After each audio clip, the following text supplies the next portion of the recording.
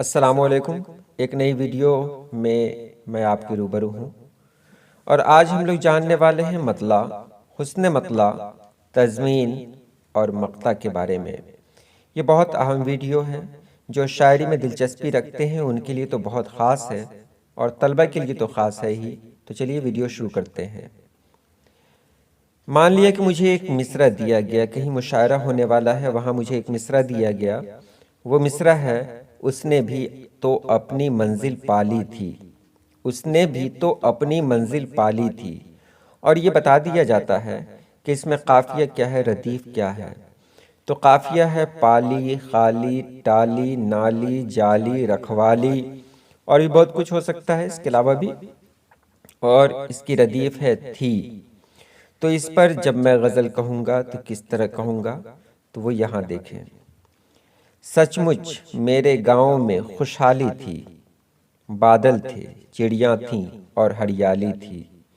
چاند کے جیسی گمسم بھولی بھالی تھی، میں نے بھی ایک صورت دل میں پالی تھی۔ میں نے بھی ایک چاند کو بڑھ کر چوم لیا، اس نے بھی تو اپنی منزل پالی تھی۔ اس کو جانا تھا تو کہہ دیتا فعلاً، میں نے اس کی بات بھلا کب ٹالی تھی۔ یہ فعلاً کسی شاعر کا نام سمجھ لیں۔ تو اب اس کو سمجھ لیں۔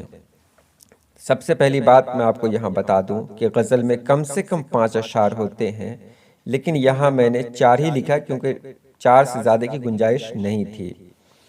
تو سب سے پہلا شعر جو ہوتا ہے، جس کے دونوں مصرے ہم قافیہ ہوتے ہیں، اس کو مطلع کہتے ہیں۔ مطلع طلوع سے بنا ہوا ہے، یعنی نکلنا۔ کہتے ہیں نا سورج طلوع ہوا، یعنی سورج نکلا۔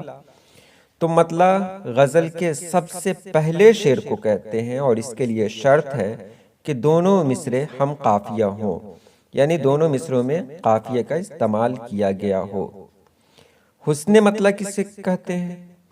تو اگر مطلع کی طرح ہی دوسرا شعر بھی اگر قافیے کا پابند ہو، یعنی دونوں مصرے ہم قافیہ ہوں، تو اس کو حسن مطلع کہیں گے۔ اسے آپ جان لیں۔ اس کے علاوہ بھی مطلع ہو سکتا ہے کہ میں تیسرا شعر کہوں، اس میں بھی دونوں مصرے ہم قافیہ ہوں، تو اس کو کہیں گے سند مطلع۔ یہ بہت کم لوگ جانتے ہیں، سند مطلع۔ اگر تیسرا شعر بھی ہم قافیہ ہو تو اسے سند مطلع کہیں گے، یعنی مطلع ثالث، تیسرا مطلع۔ اور آپ نے پہلے دیکھا کہ ایک شعر مجھے دیا گیا تھا، اس نے بھی تو اپنی منزل پالی تھی۔ یہ شعر میرا نہیں ہے، اسی پر مجھے یہ غزل کہنی تھی۔ تو اگر شعر کہیں اور سے ملے، کسی اور کا شعر ہو، اس پر اگر آپ کچھ کہتے ہیں تو اسی کو تضمین کہا جاتا ہے۔ تو اس میں تضمین کا شعر ہے: میں نے بھی ایک چاند کو بڑھ کر چوم لیا، اس نے بھی تو اپنی منزل پالی تھی۔ یہ تضمین کا شعر ہوا۔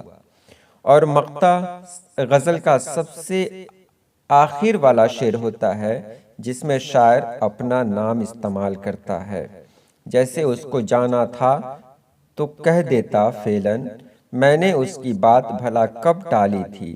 تو یہ فعلاً ایک شاعر صاحب کا نام ہے، تو جس میں شاعر اپنا نام، اپنا تخلص استعمال کرتا ہو، اس کو مقطع کہتے ہیں، جو غزل کا سب سے آخر کا شعر ہوتا ہے۔